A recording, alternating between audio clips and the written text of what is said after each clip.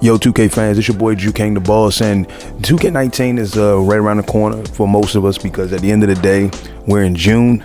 You already know 2K is going to be dropping sometime in September, and it's about that time where we get through all the speculation, all the information that people are poking around the web for, looking for, things like that. And we know that 2K does a really good job at trying to keep it as close to the vest as possible until it's time to reveal it. But we could see the return of some big things coming to the park this year, coming back to the park this year, and I want to go over a few of them with you.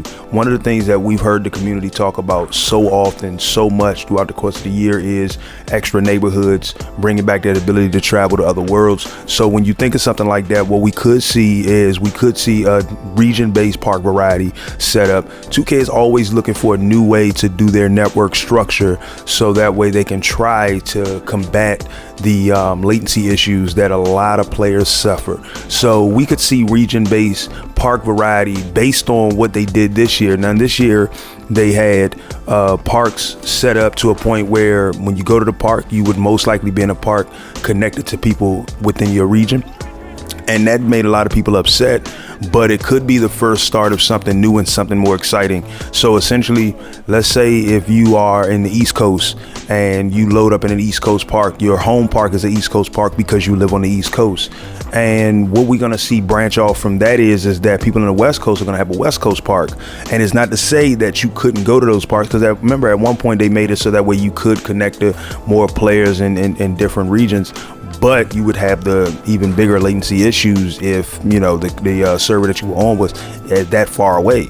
So I can essentially see that we're going to see a return of, we're going to see a brand new way to do region-based parks, which is going to allow players to have a home court park that is based on where they live, and then allow them to go to other courts based on where they want to go. So you might got a court that's representative of the West Coast, you might have a court that's representative of the Midwest, you might have a court that's representative of the South. And the thing about it is these courts are going to have different looks. So we could see something like that coming. This isn't guaranteed, but keep your eyes out, keep listening for the hints, keep looking for the hints, because at the end of the day, we could see, I almost can guarantee we're going to see multiple parks come back, because it's a big thing that the community wanted. It does breed creativity, it does breed freshness. So if you're tired of playing in the same park, you're gonna go to a new park just so that way you can continue playing ball. You know, it's not that people got tired of playing basketball, people just got tired of playing in the same environment. So region-based parks could make a return, and if they do it in that manner where they break it down into regions like that, we could also see a return of park rep.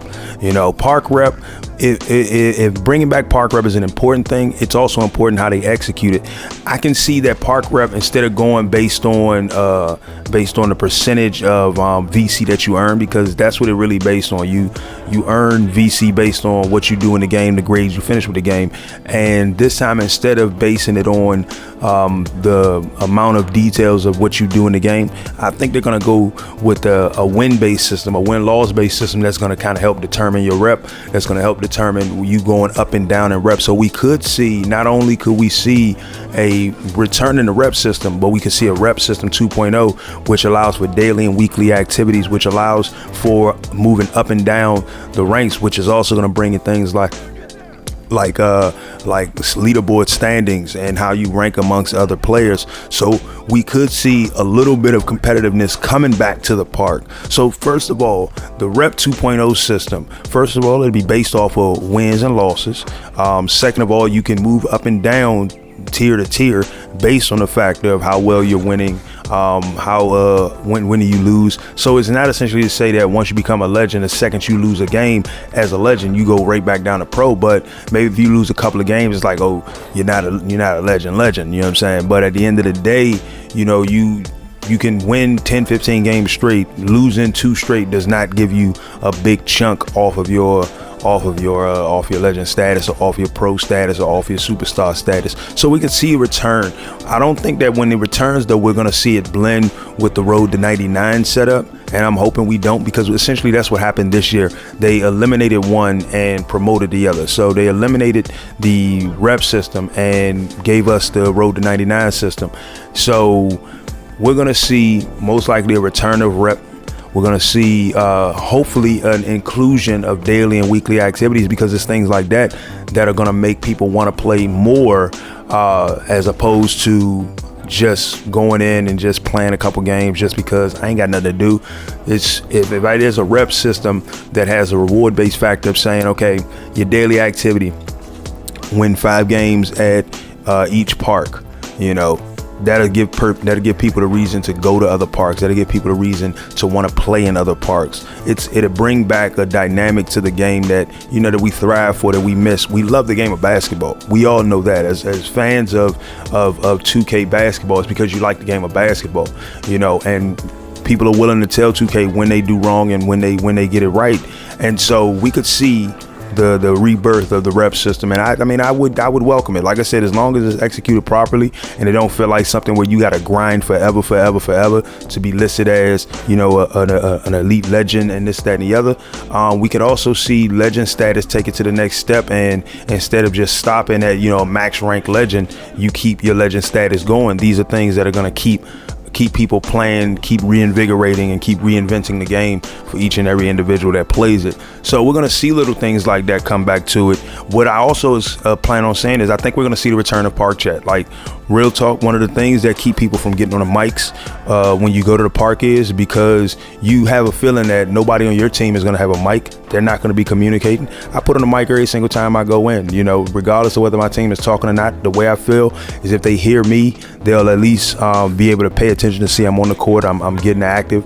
You know, I'll call out anytime I'm going to switch on their man, or I'll call out a screen for them. And essentially that helps us out. Even if they're not responding back, it's a beneficial thing to me, and I feel it benefits my team when we're on the floor. So we could see the park chat making a return to 2K19 because it's one of those features where it's like it was no reason to eliminate it. I understand that you kind of want to make sure everybody feels inclusive by taking out toxicity in audio communication.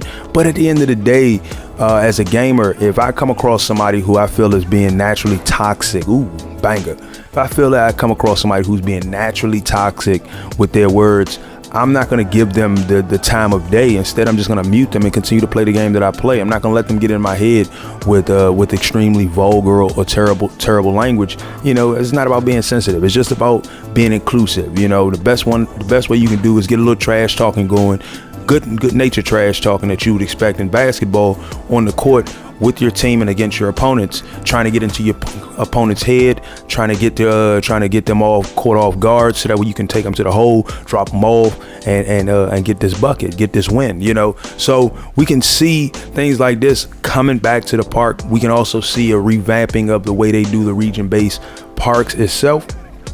And in that instance, by doing so, we can see a new life being bred into the NBA 2K franchise. They'll be going in the direction that the 2K community would more so want to agree with. And at the end of the day, with all of 2K's faults, all of 2K's failures, what we stand behind as gamers is that if there's a couple of bugs in the game, there are a few bugs in the game that are, you know what I'm saying, messing up shooting, or, you know, messing up or giving me high latency and everything like that, we're going to be willing to stick with 2K as they attempt to fix those problems. As long as they're attempting to fix those problems, if they give us at least a feature set that keeps us playing. Like, it's one thing to have a broken game, it's another thing to have a completely unplayable game because it's not a lot to do. So I really enjoyed 2K18. I still go to the park, get it in with random people, new people every single day. And at the end of it all, it's just about having fun.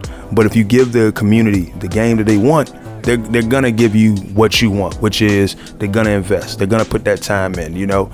Another thing is that this is like a bold prediction. This is a far out there shot, but I believe that we could finally see that NBA 2K female baller, because when it come down to it, they got to realize that the park is the point of purchase for their 2K franchise. Like, at the end of the day, people play all the game modes that they enjoy playing, but you get a majority of your people who like to play park, who like to play pro-am, who like to play that multiplayer. I represent one. I'm teaming up with my boys. I'm teaming up with my girls. We're doing our thing. You're gonna get that if you kind of make sure that everybody feels inclusive. And Live did it last year with the slight inclusion, but they didn't, you know, go all the way in, and everybody would have loved to see them go all the way in. But I could see 2K saying, well, we can do it right, and I can see them bringing in the female ballers. So at the end of the day, the park, I think, is going to become a big talking point for 2K in the upcoming months. We're going to enjoy it. I'm going to catch you guys on the next video, and I'm out. Peace.